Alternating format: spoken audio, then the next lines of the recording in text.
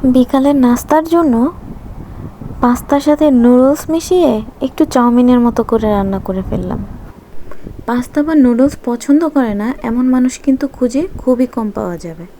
বিকালে বা সকালের নাস্তা হিসেবে এই নুডলস বা পাস্তা কিন্তু সবারই খুব বেশি পছন্দ। তো যাই হোক, কথা না বাড়িয়ে চলেন একটু রেসিপিটা দেখে আসি।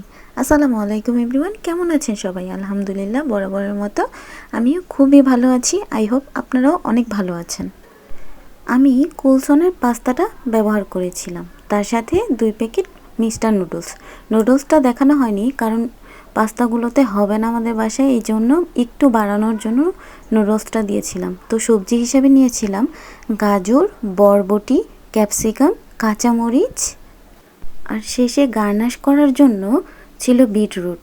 তবে পাস্তাটার সাথে ছিল মাশরুম, ডিম আর রসুন কুচি, আর আমাদের সবার পছন্দের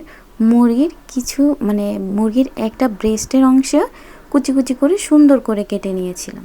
যাই হোক, চুলায় একটা প্যান বসিয়ে তেল দিয়ে দিয়েছিলাম। তারপর সেগুলোর মধ্যে রসুন কুচি দিয়ে দিলাম। রসুন কুচিটা ভালোভাবে ভাজা হয়ে গেলে তার মধ্যে আমি মুরগিটা যে কুচি কুচি করে রেখেছিলাম সেগুলো দিয়ে দিলাম। তারপর মুরগিটা একটু ভাজা ভাজা হয়ে গেলে তার মধ্যে আমি দিয়ে দিয়েছিলাম সয়া সস 2 টেবিল মতন। তারপর কেটে রাখা মাশরুমগুলো দিয়ে দিয়েছিলাম। এরপর দিয়ে দিলাম নুডলসের মশলাগুলো, পুরোটা দেইনি, অর্ধেকটা দিয়েছিলাম। এরপর সবজিগুলো দিয়েছিলাম। প্রথমে দিয়েছিলাম বরবটি কুচিগুলো, কারণ বরবটিগুলো সিদ্ধ হতে একটু সময় লাগবে। তারপর দিয়ে দিলাম গাজর কুচিগুলো। সুন্দর করে ভালোভাবে নেড়ে চেড়ে আগে থেকে লবণ, সামান্য তেল দিয়ে সিদ্ধ করে রাখা পাস্তাগুলো আর নুডলসটা দিয়ে সুন্দরভাবে নেড়ে চেড়ে নিব কিছুক্ষণ। তারপর বাকি অর্ধেক নুডলসের মশলাটা দিয়ে দিয়েছিলাম। আমি আমার বাবুকে যে নুডলসটা খাওয়াই ওকে তো আর মশলা দেই না, আমি খুব যত্ন করে মশলাগুলো রেখে দিই, কারণ পরবর্তীতে নুডলস বড়দের জন্য রান্না করলে ওই মশলাগুলো ব্যবহার করি। কারণ আমার কাছে নুডলসে একটু বেশি মশলা দিলে না মনে হয় যেন খাবারের টেস্টটা অনেকটা বেশি বেড়ে যায়। যাই হোক, এটা লাস্ট ফিনিশিং, শেষের যে মশলাগুলো দেওয়া দরকার সেগুলো দিয়ে দিয়েছিলাম কাঁচামরিচ, তারপরে দিয়ে দিয়েছিলাম ক্যাপসিকাম, তারপরে কুচি কুচি করে রাখা বিটরুটগুলা, তারপর 3টা ডিমকে সুন্দর করে ঝুরি করে নিয়েছিলাম সেগুলো দিয়ে দিয়েছিলাম। তারপর দিয়ে দিলাম গোলমরিচ গুঁড়ো, দিয়ে সুন্দর করে ভালোভাবে সব উপকরণগুলোকে মিক্সড করে নিব।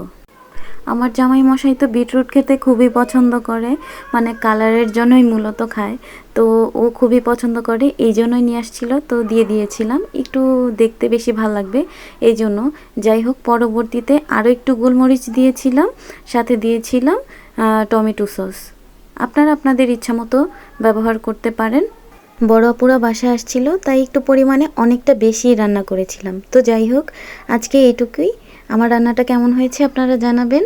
সবাই ভালো থাকবেন, সুস্থ থাকবেন। আল্লাহ হাফিজ, আসসালামু আলাইকুম।